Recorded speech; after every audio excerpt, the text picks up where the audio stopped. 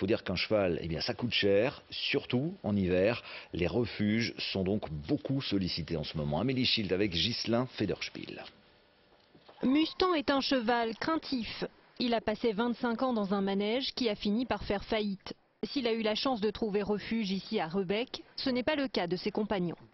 Les animaux sont restés sans soins pendant un certain temps. Certains sont partis pour la boucherie et 2 ont pu bénéficier d'une place chez nous et sont arrivés.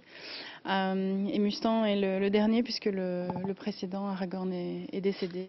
Ce refuge est submergé de demandes toujours plus nombreuses de la part des propriétaires de chevaux qui ne parviennent plus à assumer les frais.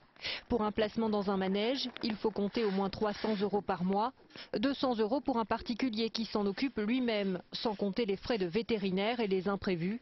Trop cher pour beaucoup dans ce contexte de crise. Des personnes qui se retrouvent en situation difficile, en situation de divorce et sont seules à pouvoir assumer leur animal, ou des gens qui clairement ont fait un achat et ne savent plus l'assumer, se tournent vers nous pour voir si on ne peut pas accueillir leur animal et lui donner une bonne fin de vie.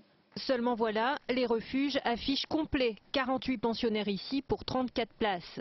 Du coup, de plus en plus d'animaux finissent à l'abattoir. 200 chevaux seraient tués chaque semaine pour finir dans les boucheries.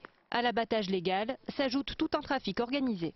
Il y a les abattages clandestins qui se font également en Belgique, mais il y a aussi tous ces chevaux qui partent pour l'étranger. Dans des camions où on devrait mettre seulement 10 chevaux, il y en a 15 qui partent, et finalement pour des transports qui n'en finissent jamais, et finalement pour un abattage également. En abandonnant leur cheval, les propriétaires n'ont parfois pas conscience qu'ils risquent de finir dans une assiette.